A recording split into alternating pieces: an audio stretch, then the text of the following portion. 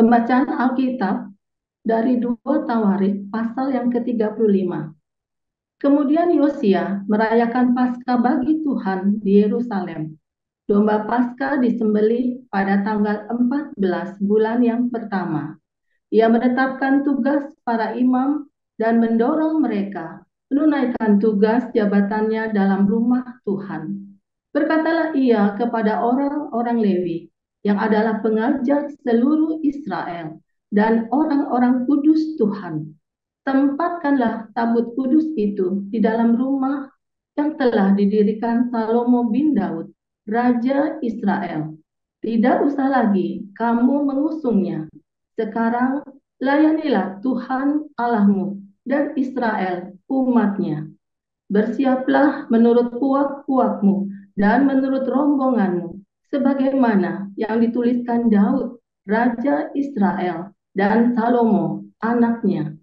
Berdirilah di halaman tempat kudus menurut golongan puak saudara-saudaramu yang lain, yakni kaum awam, dengan satu rombongan puak orang Lewi untuk tiap golongan saudara-saudaramu itu. Sembelilah domba Paskah, kuduskanlah dirimu, dan adakanlah persiapan bagi saudara-saudaramu, supaya dilakukan apa yang difirmankan Tuhan dengan perantaraan Musa. Yosia menyumbangkan kepada kaum awam sejumlah 30.000 ekor kambing domba, yakni domba-domba dan kambing-kambing jantan yang muda, semuanya sebagai korban Paskah bagi semua orang yang hadir. Selain itu, disumbangkannya 3.000 ekor lembu.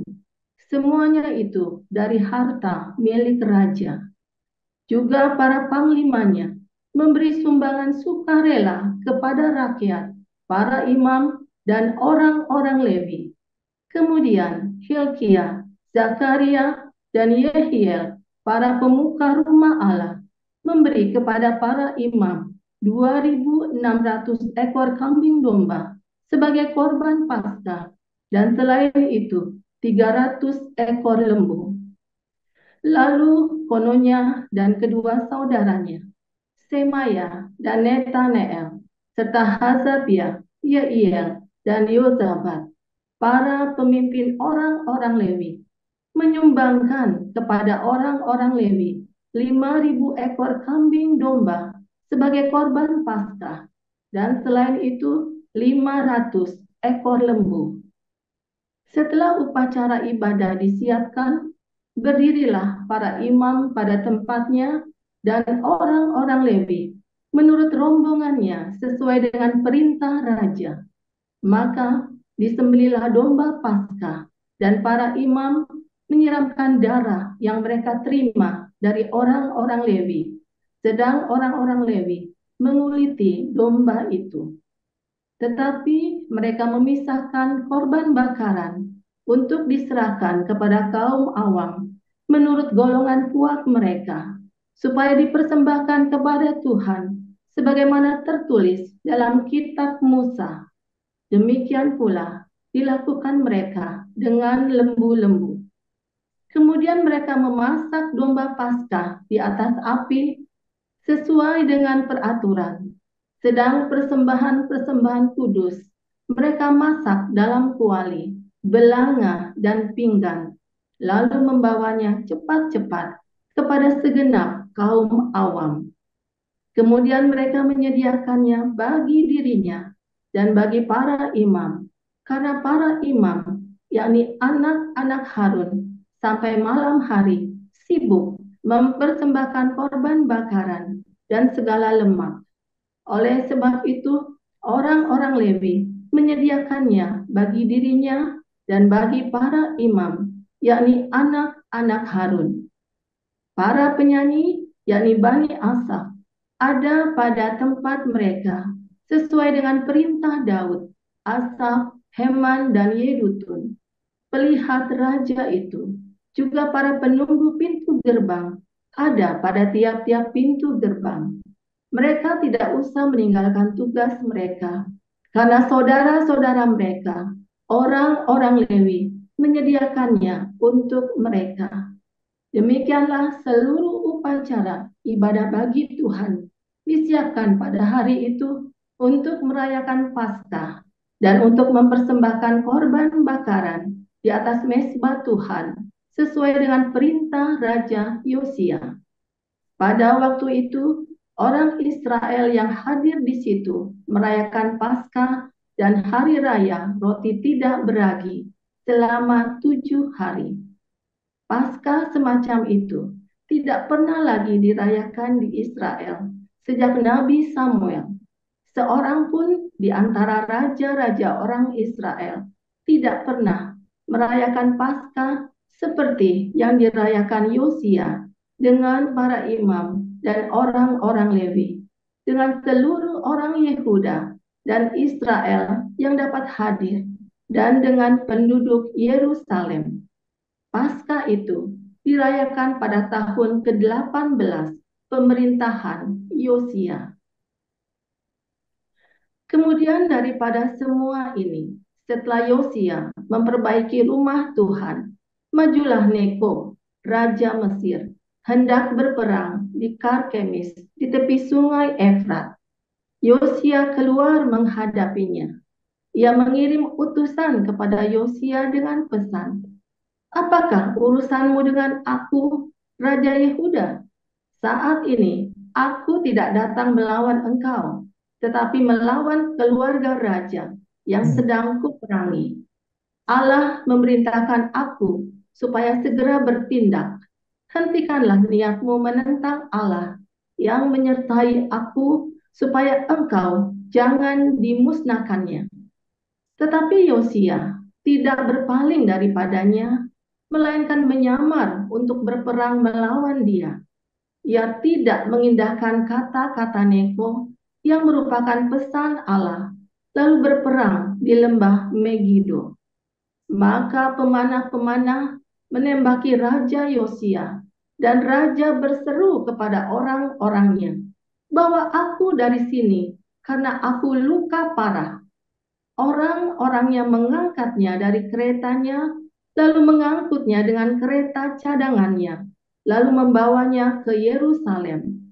Kemudian matilah ia, lalu dikuburkan di pekuburan nenek moyangnya. Seluruh Yehuda dan Yerusalem berkabung karena Yosia. Yeremia membuat suatu syair ratapan mengenai Yosia, dan sampai sekarang ini semua penyanyi laki-laki dan penyanyi perempuan menyanyikan syair-syair ratapan mengenai Yosia, dan mereka jadikan itu suatu kebiasaan di Israel. Semuanya itu tertulis dalam syair-syair ratapan. Selebihnya dari riwayat Yosia dan perbuatan-perbuatannya yang saleh, yang sesuai dengan yang ada tertulis dalam Taurat Tuhan, yakni riwayatnya dari awal sampai akhir. Sesungguhnya semuanya itu tertulis dalam kitab Raja-Raja Israel dan Yehuda. Demikian. Silakan Pak Pul. Baik, saya lanjutkan. Ada seorang lain yang bernama Ananias. Ia beserta istrinya Safira menjual sebidang tanah. Dengan setahu istrinya, ia menahan sebagian dari hasil penjualan itu, dan sebagian lain dibawa dan diletakkannya di depan kaki rasul-rasul.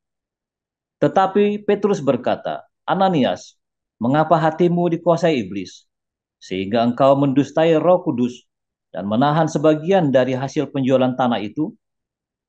Selama tanah itu tidak dijual, bukankah itu tetap kepunyaanmu? Dan setelah dijual, bukankah hasilnya itu tetap dalam kuasamu?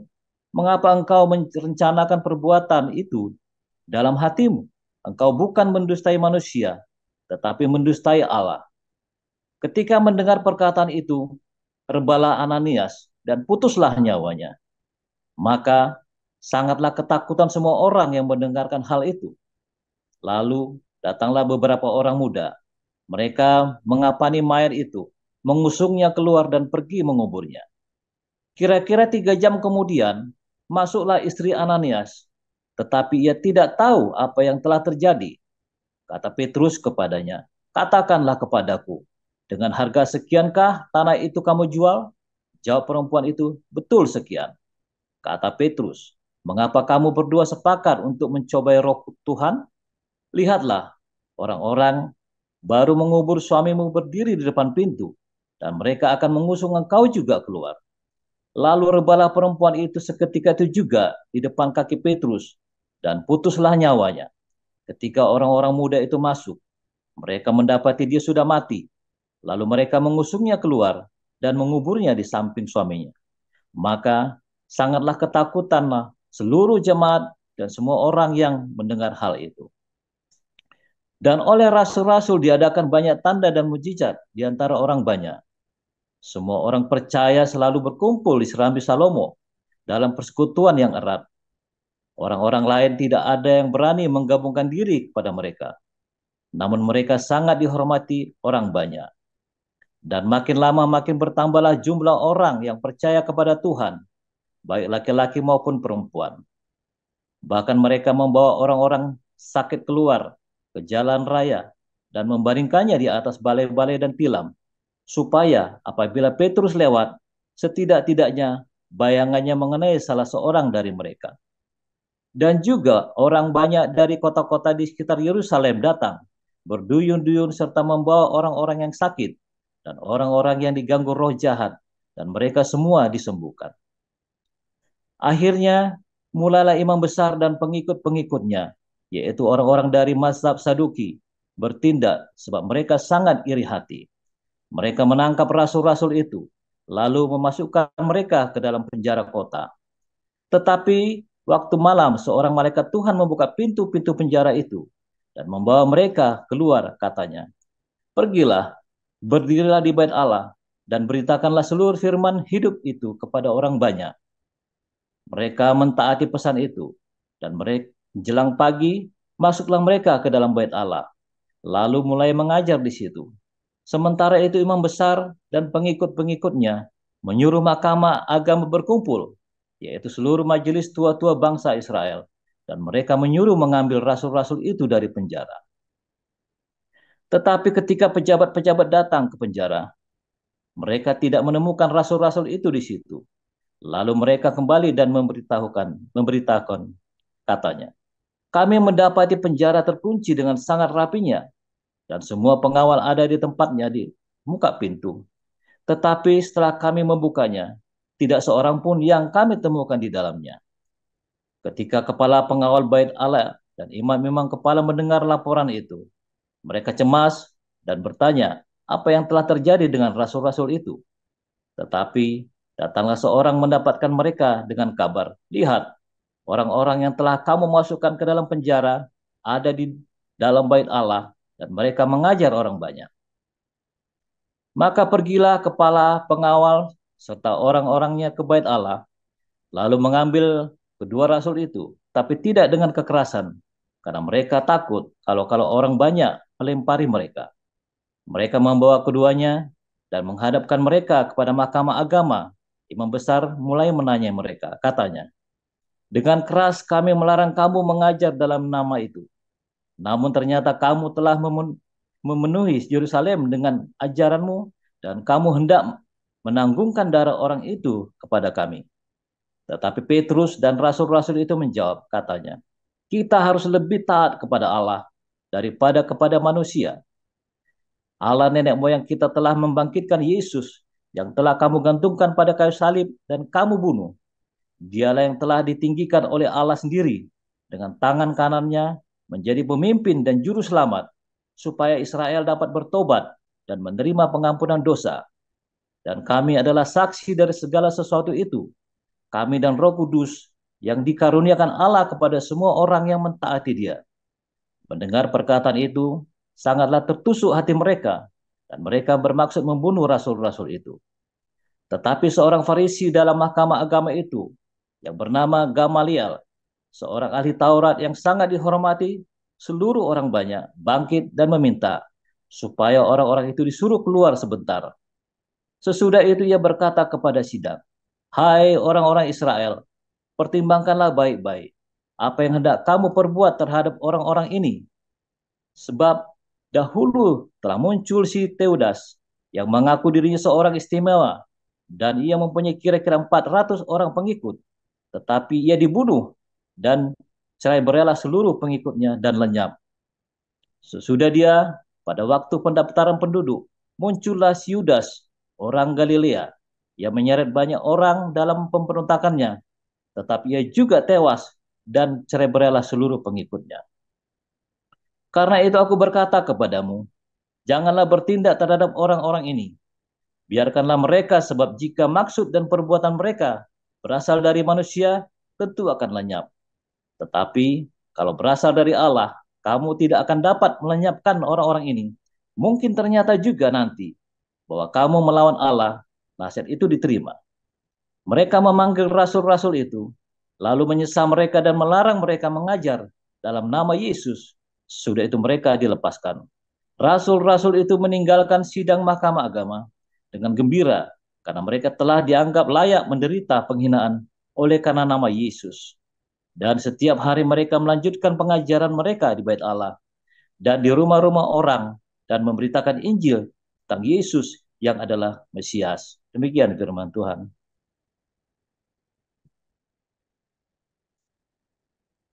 Ya, terima kasih para lektor, Ibu Elia Pandi, Pak Apul, yang sudah membacakan Alkitab hari ini.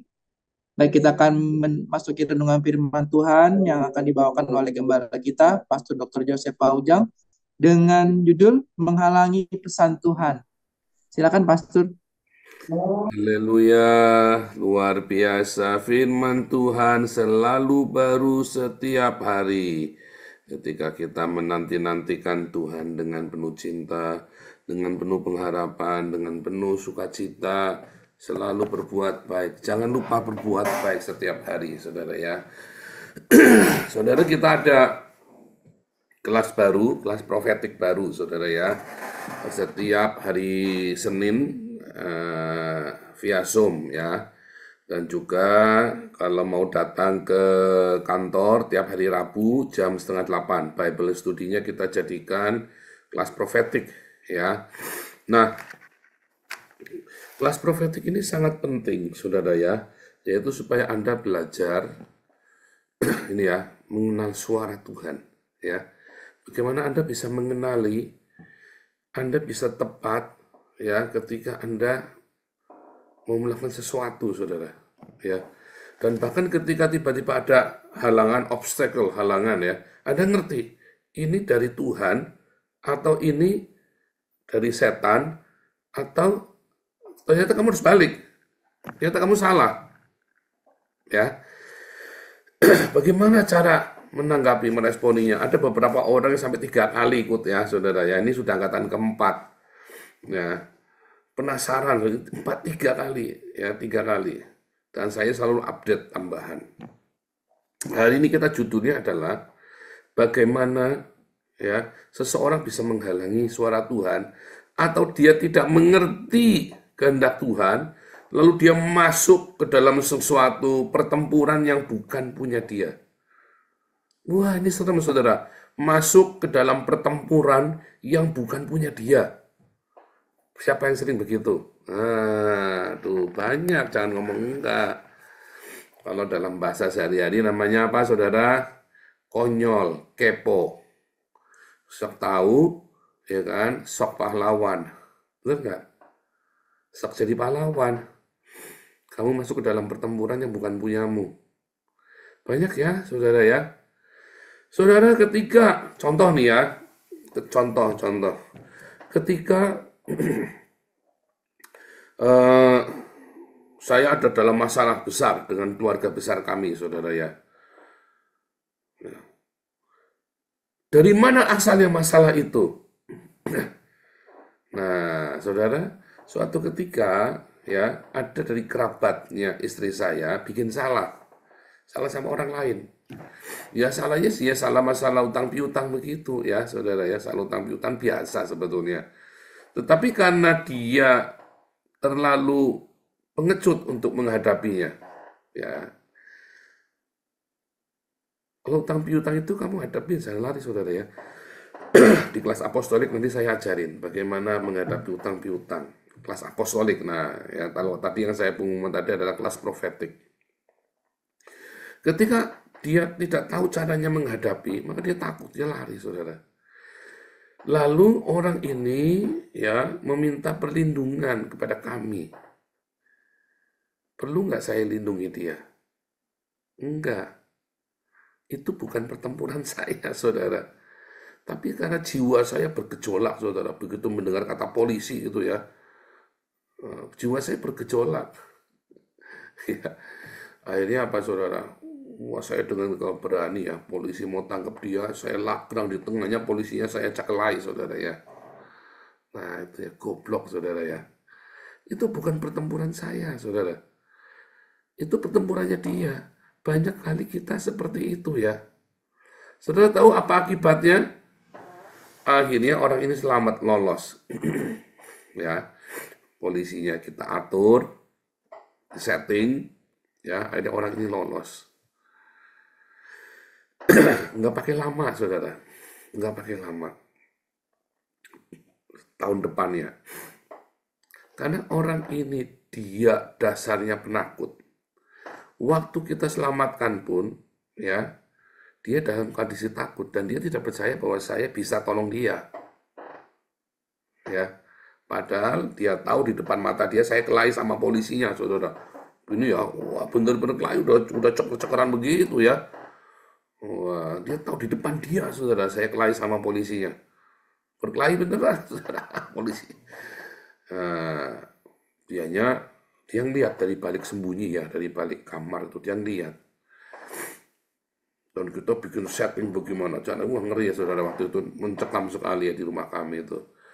Nah, terus nggak pakai lama, saudara, tahun depannya orang ini kemudian menyeret saya ke dalam pertempurannya dia yang lebih dalam lagi. Ternyata pertempurannya bukan di situ, itu baru kulit, saudara, ternyata yang itu. Jadi dia karena takut, ya, ingat pelajaran, siapa yang kamu takuti, orang itu tidak takut sama orang yang baik. Ya, ini kalau Pak Krul Menik ini baik, ingat-ingat, saudara ya, kamu jangan berharap orang itu balas budi sama kamu. Karena orang itu akan lebih ya nurut bukan kepada kamu yang bikin baik.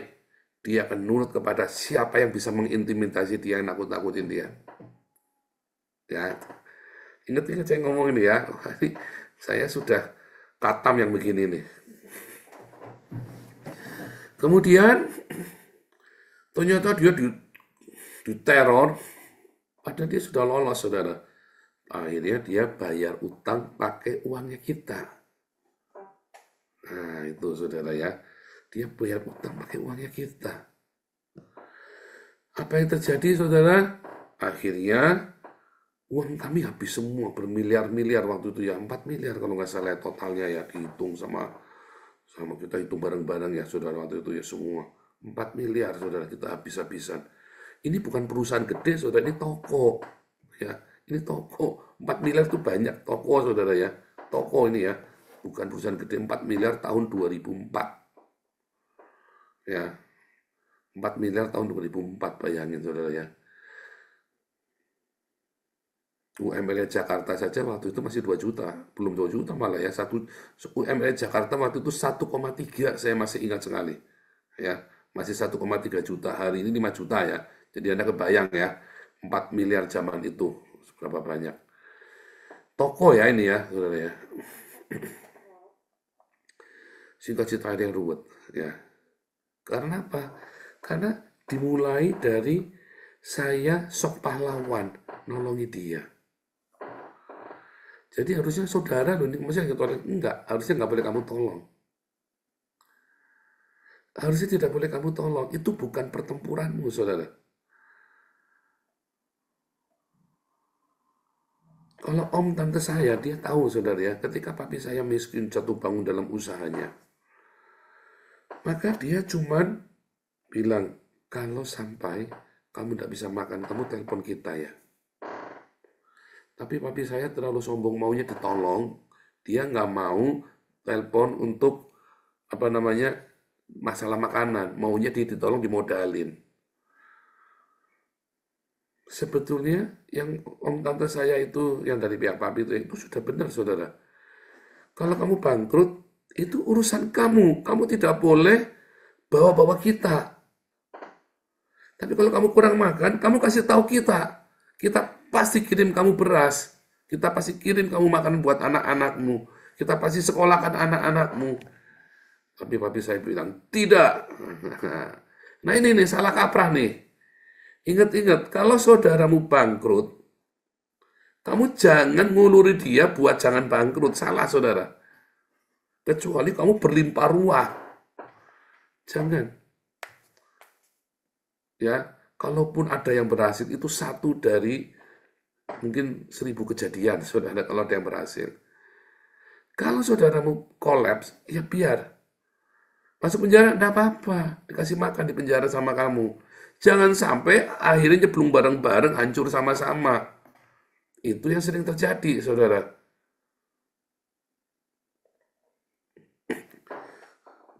Kamu sendiri punya keluarga, kamu lagi kerekelan, saudaramu akhirnya nyusahin kamu.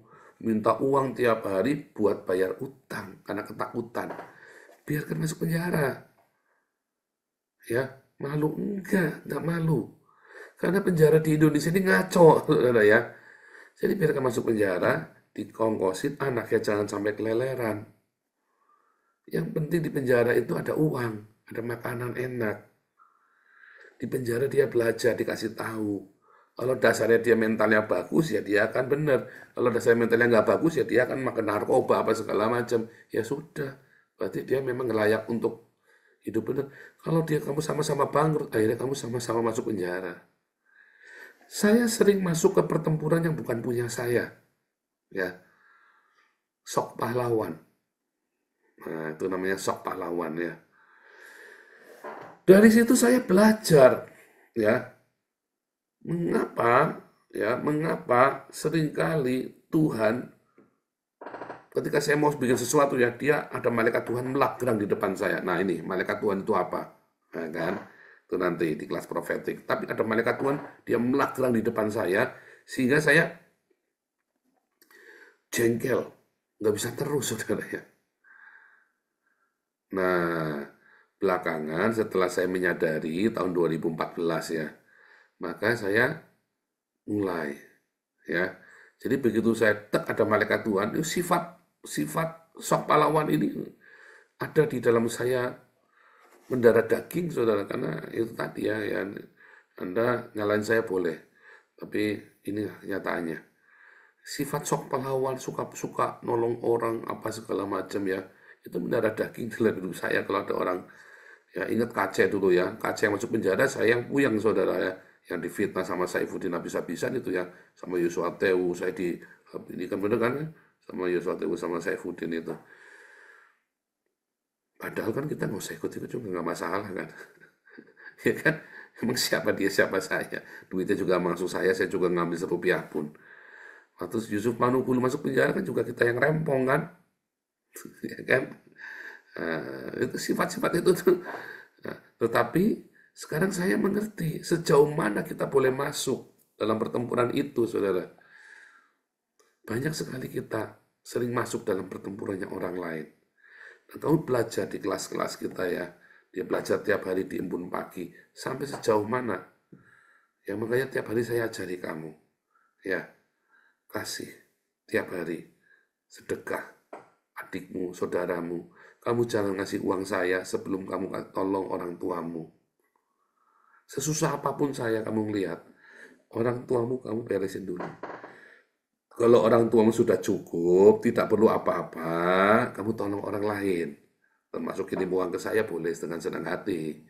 Malah harus kamu, ini diberkati. Tapi kalau orang tuamu kamu lagi susah, jangan sok-sok ngirim uang ke saya. Serius, saudara.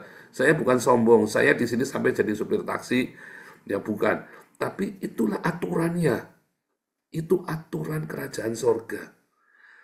Pertempuran saya ini belum menjadi pertempuranmu. Kecuali kamu hidup dalam kelimpahan, kamu tahu hidup saya punya pertempuran, ya saya berdoa sama Tuhan, kamu disuruh Tuhan. Nah ini lagi nih, dari mana kamu tahu disuruh Tuhan? untuk masuk dalam pertempurannya saya. Contoh, ini tiap hari saya bilang nih ya, ayo kita mau kasih makan orang miskin di Indonesia, saya himbau, ayo ikut semua. Itu kan pertempuran saya. Tetapi ini menjadi pertempuranmu. Mengapa? Karena diakonia ini adalah pertempuran kita semua. Ayo kita tolong sesama kita orang-orang Kristen, kasih sembako, beasiswa, kasih sepatu baru, tas baru tiap tahun. Kita kasih ini, ya kita ragati semua, supaya jangan ada orang miskin di tengah-tengah kita. Itu pertempuran kita. Makanya saya ajak, ayo, itu pertempuran kita. Pertempuran ya, melawan kemiskinan, melawan kebodohan, melawan pelit, itu kan pertempuran kita. Yang menyatakan kasih kepada dunia, terang kepada dunia, itu peperangan roh, saudara. Itu perang roh. Anda pikir itu Damaris itu bukan doling, doa keliling, saudara. Kita blok ya di Jakarta, di Surabaya, bikin beberapa tempat. Dulu kita jalan pakai motor, itu doa keliling, itu perang roh, saudara. Bukan yang kira bara sambil kamu pakai pedang-pedangan itu ya, terus wah, hunus pedang roh, kamu halu itu namanya, saudara. Kamu halu, kamu tahu ada suka gereja-gereja yang suka begitu kan, bawa pedang-pedangan kan, terus ya tusuk-tusuk begitu ke udara, bukannya mengedan, saudara ya, itu namanya halu. Doling itu seperti saya lakukan ya, saya ajari kalian lakukan Damaris, keliling pakai motor, kita bagi makanan, sambil kamu doakan, ya kan? Itu doling. Doa keliling, ya, itulah dolingnya Yosua itu kan. Terus, makanya, tapi kita kurang kuat. Makanya saya bilang harusnya semua gereja kasih begitu.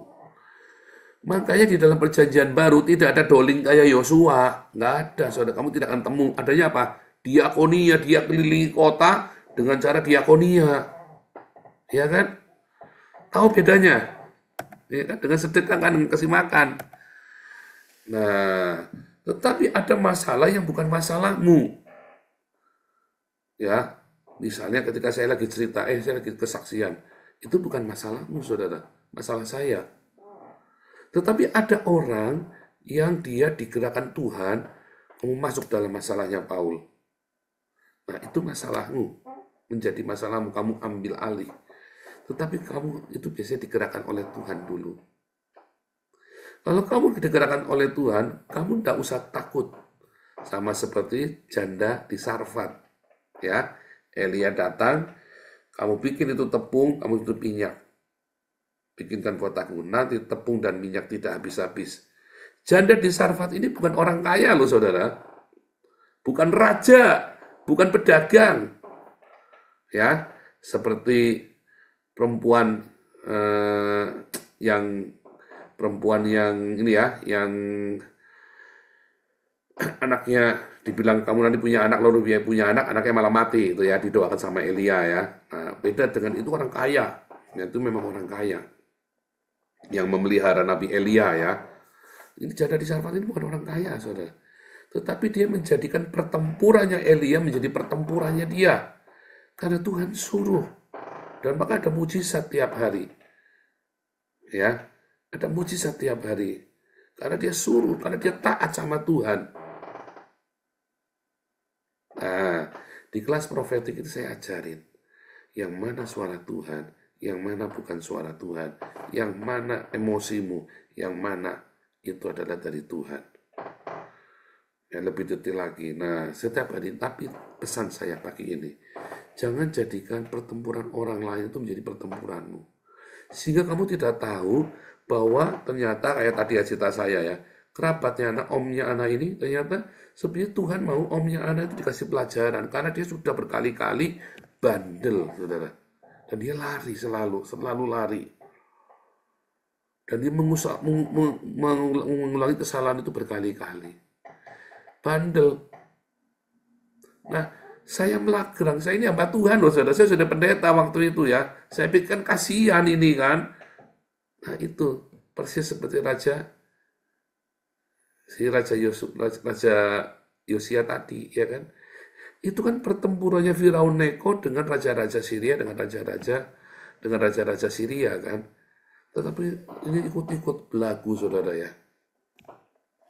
Padahal Firaun Neko itu disuruh Tuhan untuk memerangi raja-raja Syria yang sudah mengalahkan Israel. Ya kan? Malah sama Yehuda diikutin. Nah itu bukan pertempurannya dia. Yang dia mau ikut-ikutan. Entah apa, entah sok. Biasanya karena apa? Karena sombong.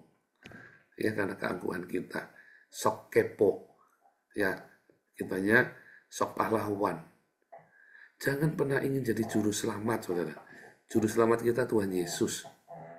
Ya, jangan pernah ingin jadi juru selamat. Juru selamat kita itu Tuhan Yesus.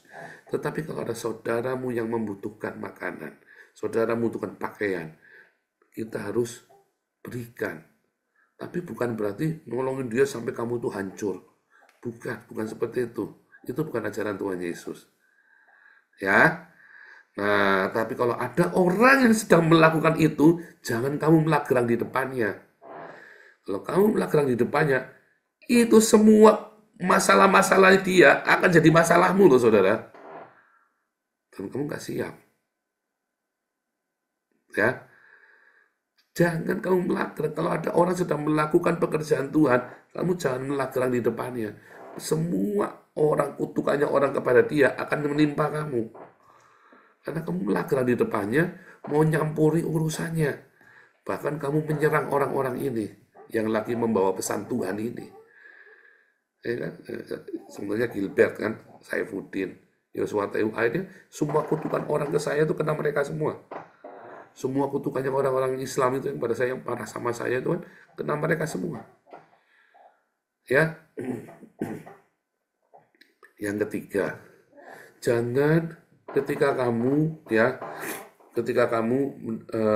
sudah hidup dengan benar, takut akan Tuhan, sudah berdiakonia, ya, kamu jangan sok-sokan mau ya nyumbang-nyumbang supaya kamu kelihatan wah. Percuma, saudara. Kecuali Tuhan suruh kamu. Kamu harus tanya Tuhan sungguh-sungguh. Kalau Tuhan gerakan kamu, kamu yakin, kamu kasih, jangan takut. Kalau itu adalah pesan dari Tuhan, ya, sekalipun kamu bukan orang kaya, kamu jangan pernah takut untuk menabur pekerjaan Tuhan. Tapi kamu harus benar-benar sungguh-sungguh tanya Tuhan. Tuhan, ini tabunganku loh Tuhan. Ya, aku memang pengen, tapi benar nggak ini dari aku atau dari emosiku karena aku ngefans. Ya, saudara ya. Sebab ketika kamu tabur, kamu harus tutup mata, kamu akan kecewa dengan orang ini, kamu akan marah dengan orang ini, karena mungkin orang ini tidak sesuai dengan kamu harapkan. Sebab ketika kamu menabur, tangan kirimu nggak boleh tahu. Artinya apa, saudara? Kamu benar-benar harus lepaskan itu semua. Nah, itulah prinsip menabur. Itulah menabur itu berarti kamu masuk dalam peperangannya dia, saudara. Ya. Nah, ingat-ingat 3 hal itu. Tuhan Yesus memberkati.